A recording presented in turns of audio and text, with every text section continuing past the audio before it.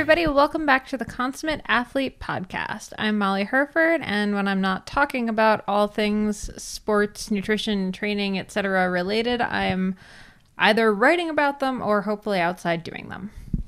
And I'm Peter Glassford. I'm a registered kinesiologist and endurance coach, and you are here on the Consummate Athlete Podcast, where we talk about moving in a variety of different ways as sort of healthy people, and we talk to others who do maybe one sport or one movement really well, or help people do that, or maybe they are thriving as true consummate athletes and doing all different things. I really wish we had some better NPR style sound effects, because I feel like your voice is getting more NPR-ish. I'm into it. I guess I feel like it's just super monotone, and I'm working on it, but thank you all for showing up again. So yeah, we've had an exciting, but less exciting in some ways. We're home, so it's exciting, but less travel, which is good. So routine's been our big focus here in April, and trying to get just consistent workouts. That's my go-to catchphrase, is consistency and frequency. So trying to follow my own training advice and just sort of get ready for the season with some consistency. And yeah. Yeah, it's actually been kind of shocking. I mean, I think we talked about this last week a little bit, but it's still just amazing to me how much more I can get done when we're not all over the world or, running different camps or any of those things. And all of those things are very fun, but it's definitely been a surprise at almost how quick all of the running stuff has finally started coming back, which I think is also a testament to being patient with it before. But yeah, it's been really exciting. A couple good weeks of work and writing, and Shred Girls is now only a couple weeks from being out, which is, very stressful for me, but very exciting at the same time. So that it is available for pre-order on Amazon. This is a young adult fiction book. Middle grade book with some animations. It is not an illustrated book. It's got some words. Got some illustrations, some verbiage is in there. Oh boy. And you can find out more about it at shred-girls.com. There's all sorts of freebies there. You just released a zine. Mm-hmm. Yeah, Peter, you might be fired from being my hype man, but I appreciate the effort. Yeah, we just came out with the little Shred Girls zine. It's got a bunch of the illustrations and some images and just some really fun stuff. That's kind of people didn't grow up in the 90s or in like super punk. Well, then what are they listening to this podcast for? Nerds who made... Did punk nerds make zines, or who made zines? Punk nerds, yeah. Okay, so this is like a homemade magazine, essentially. Is that a fair representation of a zine? I now want to just start a podcast with like, Peter explains punk rock. What do I think things are? Anyway. Hey, you go to bed at 9 o'clock for your entire life and see what you learn. If you go to shred-girls.com, you can find out what a zine is if you don't already know. And I've actually had a bunch of people emailing me to tell me that they pre-ordered the book for, a young shred girl that they happen to know. It's not that expensive, and it's a really great way of, either getting a girl more excited about cycling, or hopefully if you happen to know some young women who haven't quite found cycling, that's really kind of the audience that I wrote this for. It wasn't necessarily just for girls who were already excited about riding bikes. It was for girls like me when I was a kid who would never have thought about riding bikes as a thing to do for fun. But if you'd shown me a book about it, I was very impressionable as far as if you gave me something to read, I instantly wanted to do whatever I was reading about. So, hopefully this gets a lot more girls on bikes, or at least keeps them on bikes, keeps them psyched on bikes. So yeah, do me a solid, check it out. I will be forever grateful. And I mean, the more people who pre-order, the better the chance of the book getting into more bookstores and being just more widely available and stuff. So yeah, all super helpful. And lots of freebies there too. Yes, lots of freebies, stickers, if you don't want to pay for anything, that's fine. You can do the zine. It's free. Mm-hmm. It's a zine, so. Oh boy. You can find out what that means. And one last thing on Shred Girls is we're doing a launch party at near Toronto. It's in Markham, Ontario at Joyride 150 Bike Park, which has just housed several large-scale Olympic caliber BMX events. But it's open to the public, and we're holding an event targeted at sort of this age group, this young adult fiction age group. But I mean, girls and women of every age, and men too. And actually, dads are welcome. We've been getting a lot of questions, so it's open to the public, so anyone can come. But there's just there's this little party we're having, and then sort of gatherings and some freebies and Yeah. and discounted entry for the young all ladies. All ladies, yeah, $5 entry. And this is the day before Mother's Day, not on Mother's Day. It's a Saturday, May 11th. Yep. 2019. You can find all the info for that, again, over on the Shred Girls website. We'll have some links in the show notes. It's going to be wicked fun. And just for the record, the park is not closed for this party. The park is open. So even if you want to drop off your young shred girl and then go play around on bikes by yourself, you are more than welcome to do that. And there's going to be some instruction. I'm going to be there, but there's going to be lots of shred girls and who have been featured on the website, real life shred girls, and then a couple other coaches and stuff there. So if you do want to learn anything, whether you're a cross country, road, cyclocross, or aspiring BMXer, come on by. Yeah. So I think that pretty much covers what we've been up to this week. So why don't we dive in and start talking about today's Q&As? So today is all about the post race. We're in mid-April now. A lot of people have gotten through their first race of the season, or if they haven't, they have their first race of the season coming up. But I'd say a lot of, especially cyclists, runners, probably not triathletes quite yet, but definitely cyclists. It's hard to say, right? Like probably the amateur triathlete scene is, unless you've traveled, there's not too much, I don't think, yet. But, you maybe have done like an indoor. I know here in Canada they do some indoor tri stuff, but certainly with Paris-Roubaix on the cycling side has happened, so the spring classics are even almost through, I would think. I mean, Boston Marathon was today for the runners. For running, and I've seen a few of the big ultra. I think some of the first like ultra. There's a World Cup or something for ultra like trail. So certainly, and lots of friends have done. We had the Around the Bay 30K, and a couple clients tried out like some 5Ks. So definitely we're into it. We've sort of got that first one out of the way. Yeah, and so a couple weeks ago on our last Q&A, we're kind of all about the pre-race jitters and sort of getting through the night before the race, the morning of the race, at the start line.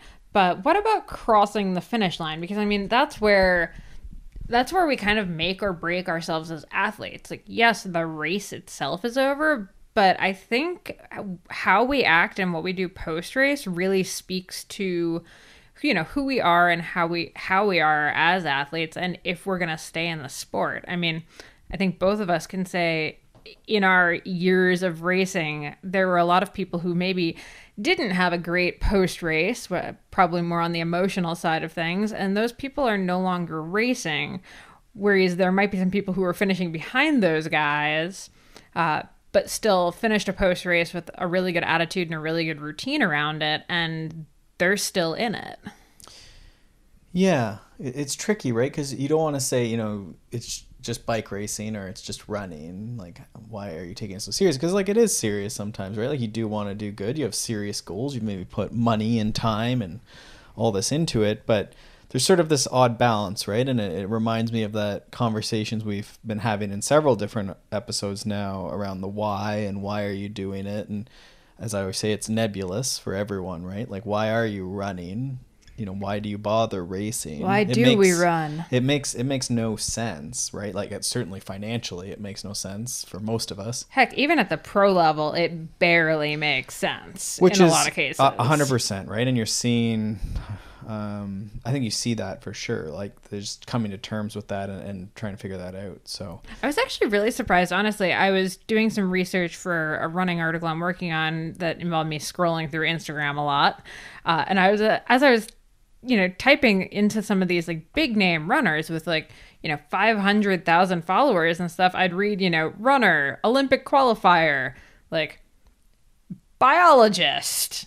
I'm like, oh, right. Even it's not just cycling that has no money in it. Most endurance sports do not have a lot of money in it, even at the highest level.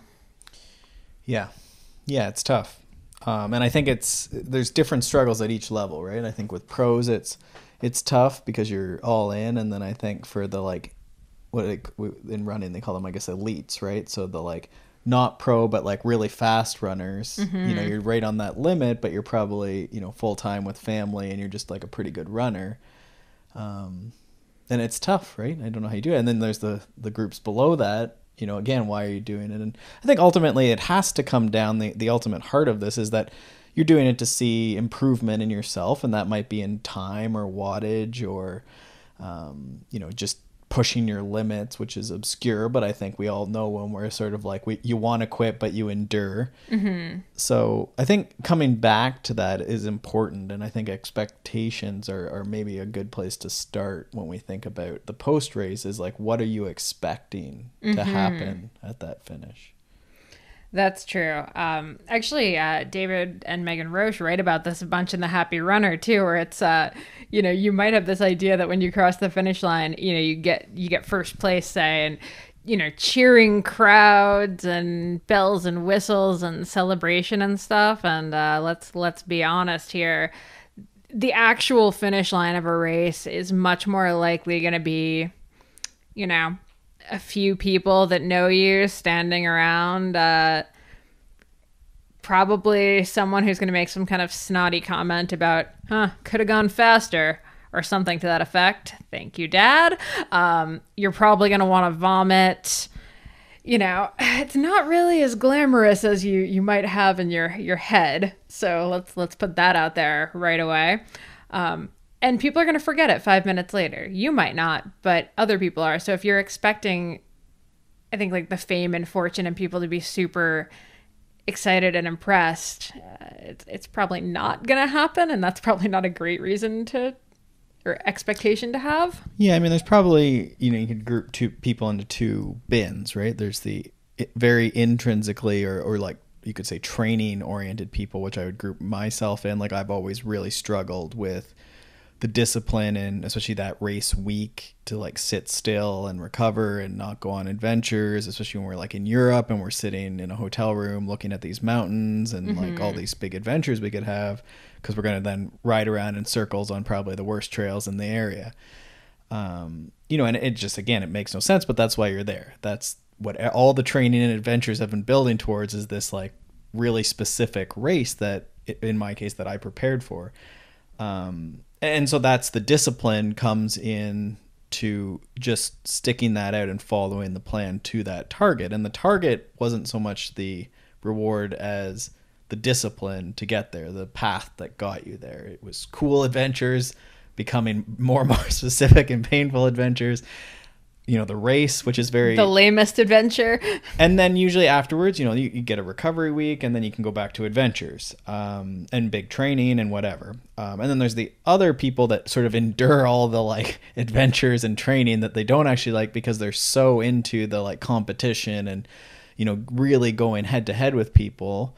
And I think you can be a very long-term athlete doing that, but you need to really focus on that race and that like how intense the race is and the start and the the attacks and just like going right to your limit, right? And some of the best racers are probably in that second group, where they live for the racing because they want to get in there and just race, and the only way to feel that is when there's other people and there's aggression and tactics. And yeah, but I think what makes the racers that have that motivation stay in it is that they have the ability to come out of a race that didn't go the way they wanted it to, and not throw their bike and not... Well, and they might even, but I think they learn to control that a bit, because it definitely like doesn't reflect well on them. But I think they become process oriented in that like they're living for that in-race adrenaline and that post-race just like crossing the line and screaming and like,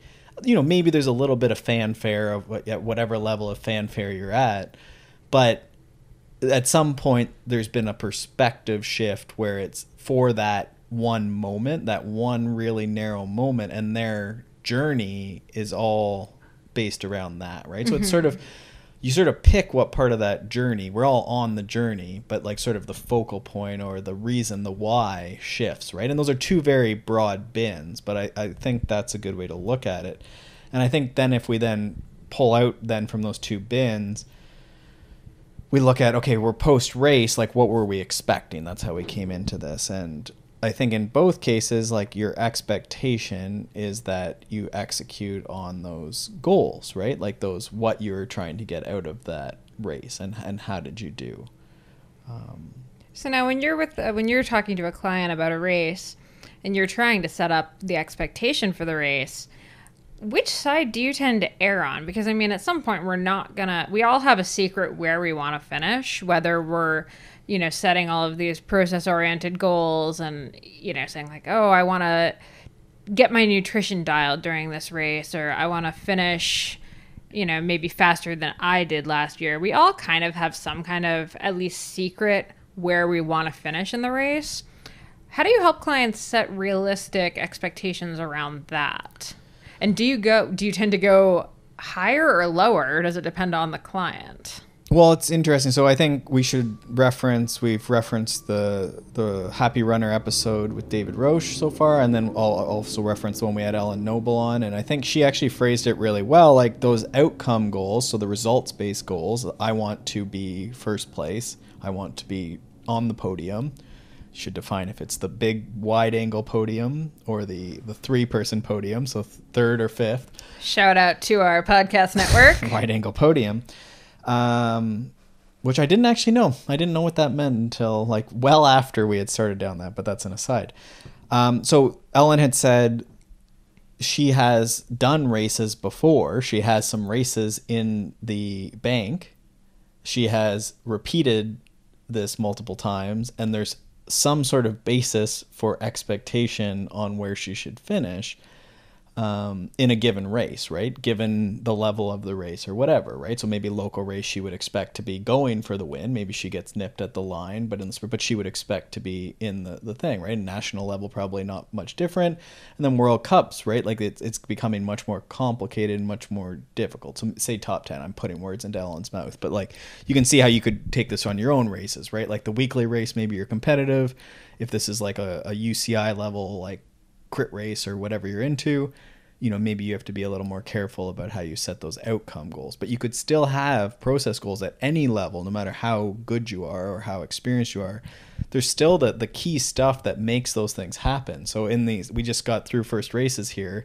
There's a lot of people with bikes that were not ready to race, bolt checks too close to the start line and bolts breaking. On the start line? Well, chains breaking on the start line happened. Which does happen. I mean, there's chains break at all levels. Bolts break at all levels. Pan Am's, Spencer. Yeah, and so that stuff happens, right? Bad shift. There's user error. There's also just stuff breaks at some point. We didn't know the bolts were worn, right? But certainly in first races of the year, we have to be really careful that winter and last season stuff hasn't just sat there. And so our bike maintenance, right? This applies at all levels. Have you done all the stuff that would be expected of someone who was going to win a bicycle race? They're not showing up with a janky bike. In the same way I certainly don't always look put together, but I think there's something to looking put together and not having, all disheveled number plates or how you've pinned your things. Again, show up like you would, if you expect to get a job as a lawyer or something. Don't show up in your bike kit for a job at the law firm, by the way. But you want to dress the part, I think, and I think there is something to that. I think it can be taken too far. I don't think you have to be elitist with it, but in what you have look put together. And side note, 2 weeks ago in that Q&A, we talk in extreme detail about that stuff. And get super in depth about that. So go back and check out that episode if you missed it. Talk about which? Clothing and being at the line and all that stuff and bike prep. Yeah. And then I'm trying to think wrap this up here. So expectations. So we're doing all the things that would make those expectations valid. And I think often when we haven't met our expectations, there's something in that week of preparation or in our own physical preparation, our training, or lifestyle in the months to years ahead of that event that have not made that expectation valid. It's a jump to think. So what the mistakes I would see is an obvious, you're coming back from an injury or you haven't been training consistently and you say you're going to win the first race of the season.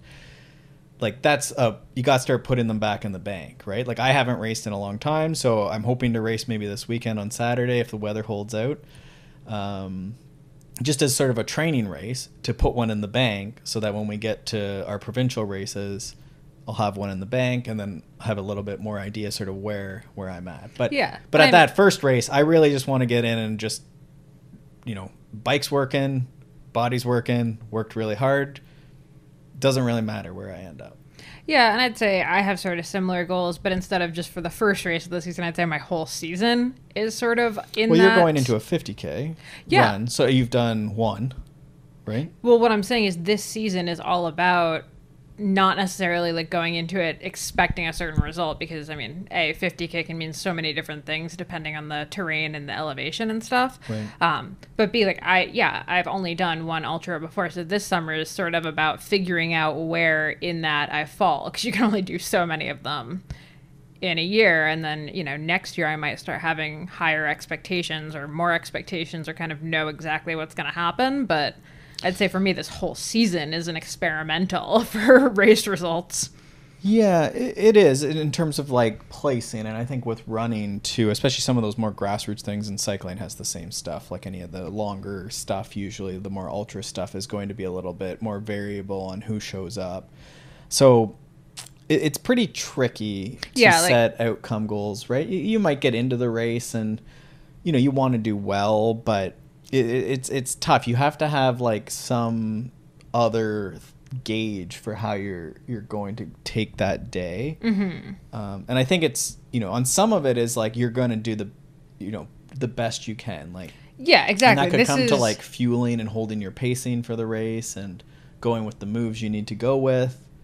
Yeah, and I mean, I'd say for both of us, we're saying like, okay, these are more training races, but neither of us would go into a race that we didn't want to do our personal best in. Not necessarily getting a PB, like literally, but doing our personal best on that given day, on that given course. Well, I do, yeah, and I actually just was talking to a client. They had set an ambitious outcome-only goal, and they did okay, and they were rational about it in the race. But like the destructive thing is like, I'm gonna win this race, and it's just like a Hail Mary pass in football, right? Like, I'm gonna win. You just throw that football and towards the end zone, and you hope it's gonna get there. I know this is the consummate athlete, but I do not understand football. Hail Mary, so you throw the pass, and you're hoping it works out. Maybe it does, but like, if that Hail Mary pass gets intercepted like really early in its flight, so this is you crash off the start and you're not in the lead group and there's like 15 pros there and you're just not winning, well, what do you do for the rest of the race? A lot of people drop out, right? And so you have to be careful that the outcome goal doesn't just stifle the whole race, right? Like often in our heads, we're judging ourselves throughout the race. This is normal. A lot of times my best races have been ones that I think I'm going to have to DNF because I'm so deep on the first lap of this mountain bike race. Say there's 5 laps. And I'm like, honestly, like I think I'm going to have to pull over. And then you sort of just recover and keep going. And I've learned over the years that for me, that's actually like, I need to be close to that. And then usually I can like rebound and come back. And that's specific to me. I'm a very conservative pacer, I think, is the problem. But where were we going? This Hail Mary pass, and we got to be careful the goals don't get intercepted. Yes. Okay. So more practically, so you've crossed the finish line. From a totally physical recovery perspective, because this is about post race. The first thing that we've both kind of come to terms with is being prepared to cross the finish line starts before you start the race. So a lot of people cross the finish line and like I said, they're cross-eyed, they're kind of nauseous, a little disoriented. If it's like this early season, it's probably going to be a little cold when you cross the finish line. The odds of a hot race yet, still pretty low. Being prepared to finish the race, so having that finish line bag ready, and maybe it's your parent that's holding it, maybe it's your mechanic, maybe you just hit it over by the finish line. I think it can even be in the car. It depends on the race. Yeah, sure, in the car. Not all of us have Molly Hurford attending to our needs at the finish line. You rarely have Molly Hurford attending to your needs at the finish line, and I quit the team manager job. But I think having that post-race bag ready, so that could be food. I'm a big advocate of anyone who's setting goals to be winning a race or like podiuming a race.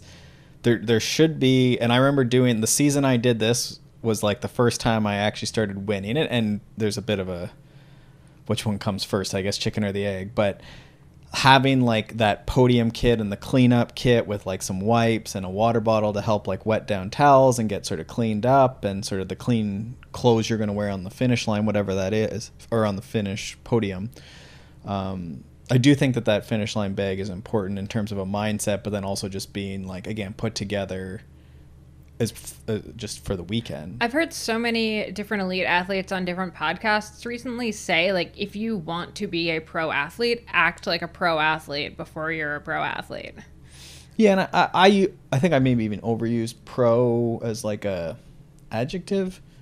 But like, again, that's this idea of like, it's not that everyone's trying to be pro, but it's that ideal of like looking put together and like, you know what you're doing, because again, that's a feed forward thing that's going to make your training is going to be better. You're going to be ready on the line, all this stuff that's going to get in the way of the fitness. Like, we've talked so much about pedaling or running, but so many races are stymied by things like, oh, I couldn't eat or drink because of the technical terrain, or chain snaps, or this wasn't working, wrong clothes, too much clothes, couldn't ride in a group, like things like this that should be part of the training, quote unquote training, but we're just thinking about pedaling a bike on a virtual island on our trainer.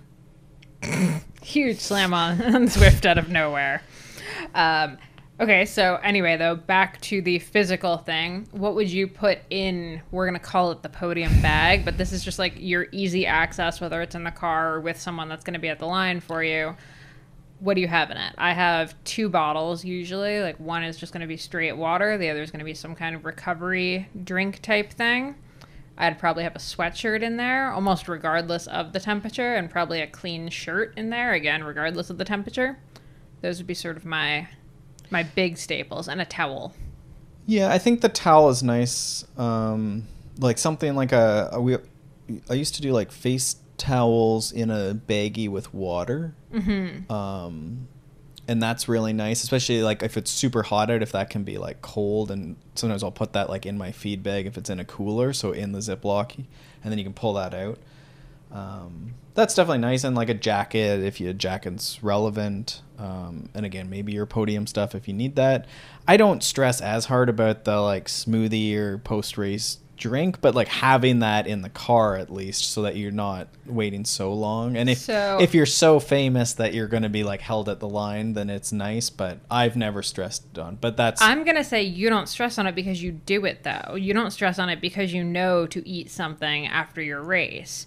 A lot of people are really bad, myself, are really bad for not eating something after a race. I think you want it prepared for sure, to have something. And to have anything really. Yeah, to have it right there, I think is just really, really helpful. And I think we go too crazy, but that's a valid point. Like if you're someone who just, I've, drove all the way home and I didn't eat for hours and hours. You start talking to people. Like if you're super extroverted and you finish the race and you want to go chat with people and all of that, it's so much better if you can very quickly just grab, your bottle with your bit of whey protein in it or whatever you need for your post race.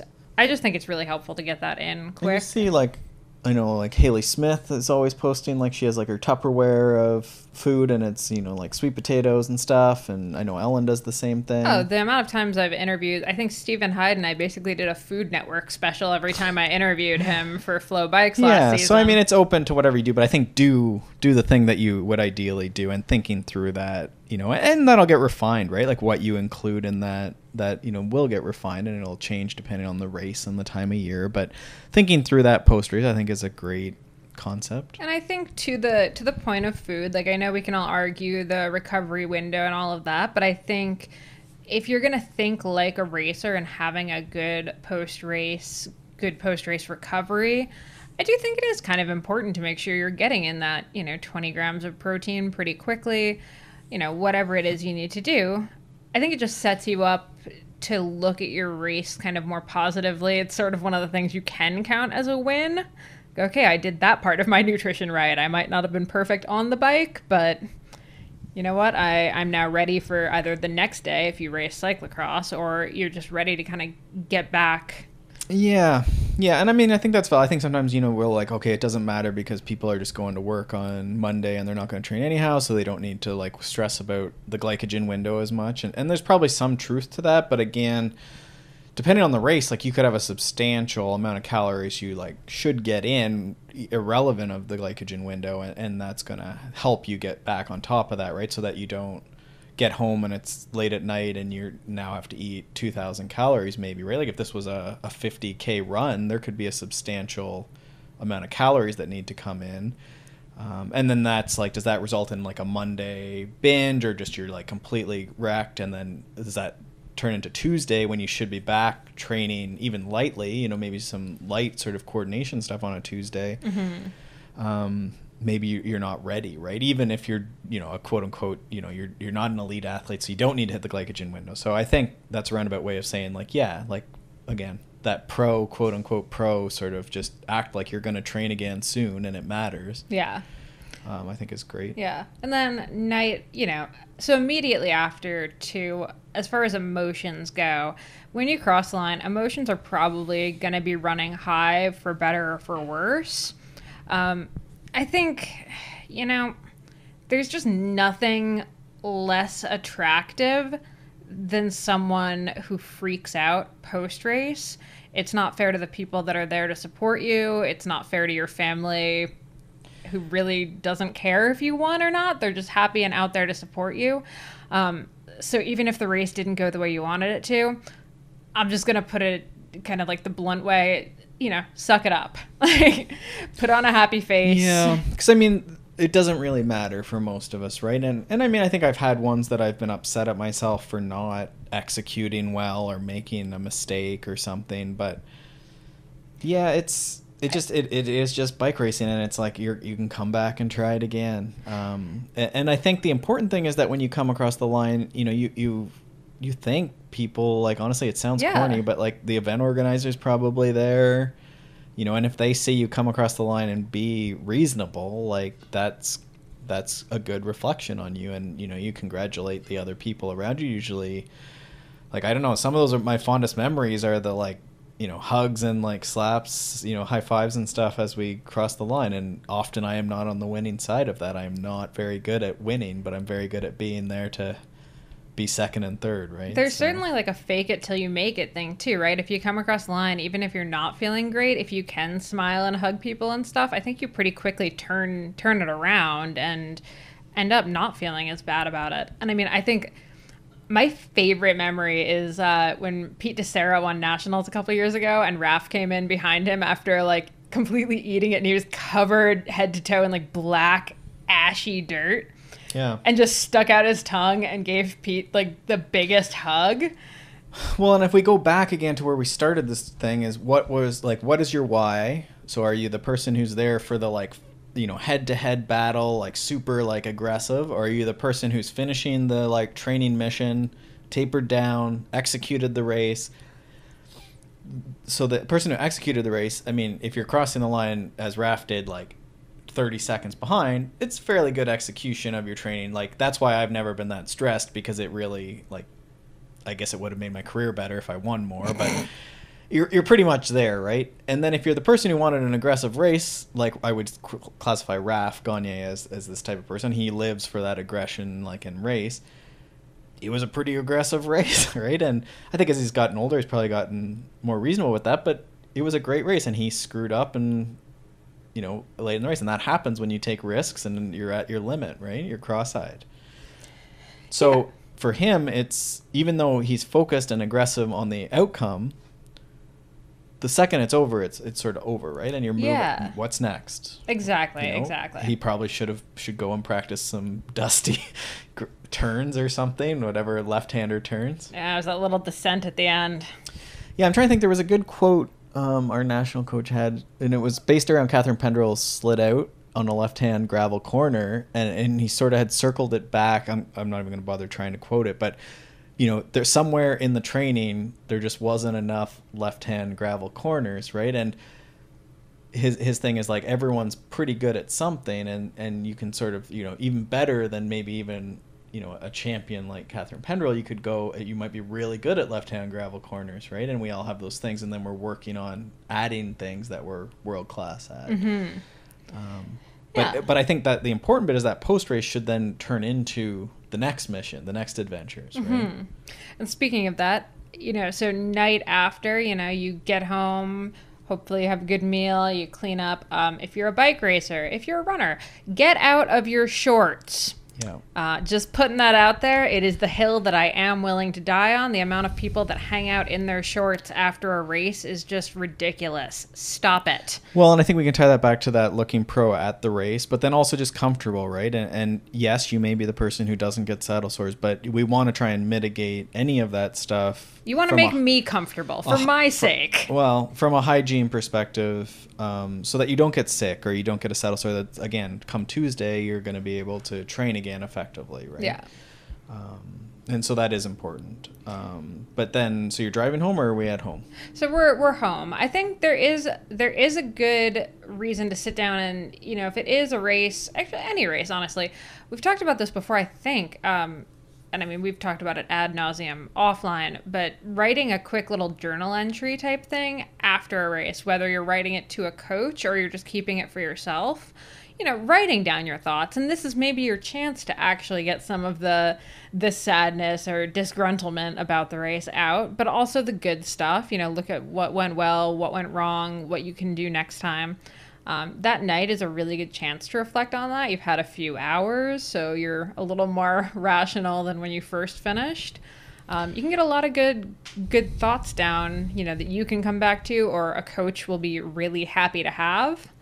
Yeah, a lot of my clients do a good job of this. I think, we can do a good job of this a lot of days of the week in our training, and again, making the training and the testing days more like race days, so that the race days don't have quite as much emphasis, because again, we should have done our left-hand gravel corners or, a really hard hill in training so that we knew. But after racing, again, that's our ultimate test. So yeah, just like, what was good? What are you world class at? And then what are one or two things that need to be included in the next bunch of weeks of training, right, before the next kick at the can? Yeah, and I think the other thing I actually want to encourage people to do is then a few days later, write another journal thing about the race, not looking at the one that you already wrote. But once you've kind of had a few days of separation, write it down and then look back and see what you wrote like earlier in the week. I think it's a really interesting exercise, because I think with a bit of distance, you get a totally different perspective on the race. You might think of other things. You might realize that, when you say you needed to work on your nutrition, a few days out, you can realize, oh, I needed to work on my nutrition because I hated the taste of the sports drink I was drinking, and that's why I wasn't drinking enough, or something like that. Yeah, that could certainly be useful, and I think maybe also alludes or takes us towards a concept of like looking at even, the last race of the season, or that big A race, that big like Ironman we're building towards. It's all part of, again, a bigger, we use cliche journey, cliche adventure, but it's all sort of just part of this like personal improvement, this personal journey.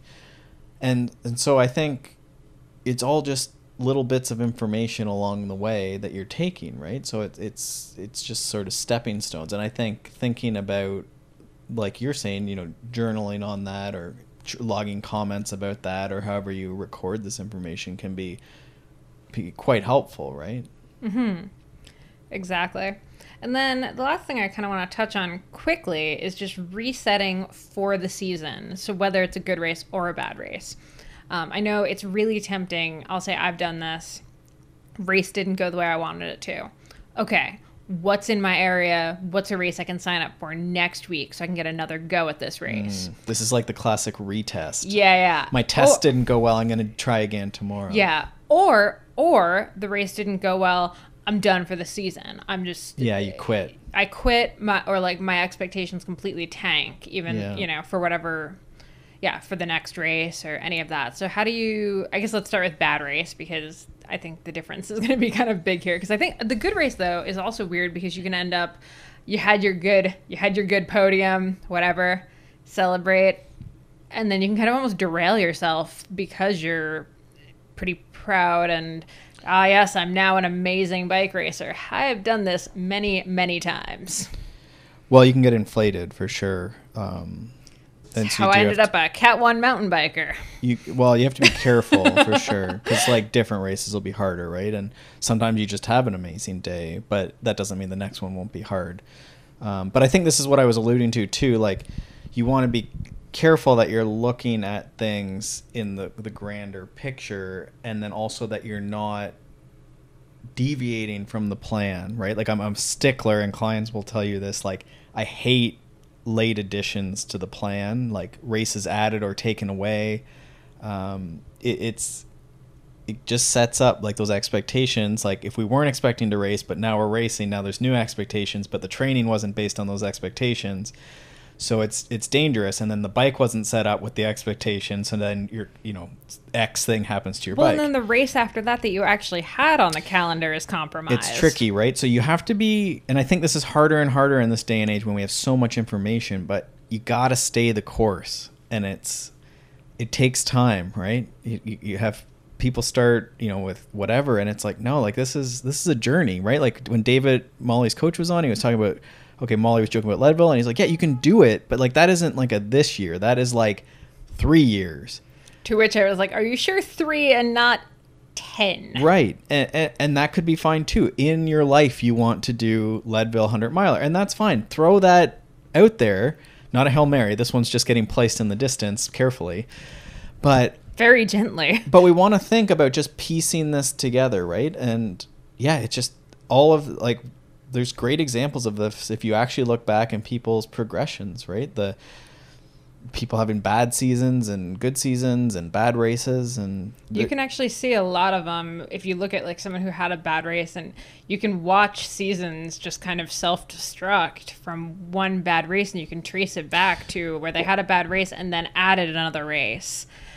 And then added another race on top of that. And you don't get to see what happens in the training, right? But I think sometimes we abandon, we're doing this type of training or interval, and then we have a race in the middle of that, and then we abandon it maybe too soon. I think you don't want to keep doing the same thing, but you want to be careful that you don't just throw everything out and I'm doing high intensity intervals and like a different diet. I'm not, whatever type of foods you're not eating. And you just want to be careful that, because it's often like, no, it was like a left-hand gravel corner. Everything else was fine. Or your bike wasn't set up. Everything else was fine. Or it was your first race start of the season. Just practice that for a couple weeks and then we'll come back. Then, you'll see where the next limiter is. And there'll always be a next limiter. Always. Yeah. Just don't let one race make you super reactionary, I think is the key. Right. Yeah. I think that's the is that what you meant by resetting for the season? Like, are you mean like race happens and then? Yeah. No, that's what I meant. Oh, okay. Like, so like changing the season, like being reactionary. Yeah. I think you definitely want to be careful, and it's so tempting. Yeah. And I think this day and age, it's very hard because you see, someone does like a massive ride at a weird time in the season, and it's very easy to be like, "Phew, I need to do more," right? And I find it hard because I'm like drawn to that, and like part of my like ego and identity is so tied to like endurance and like tempo based training.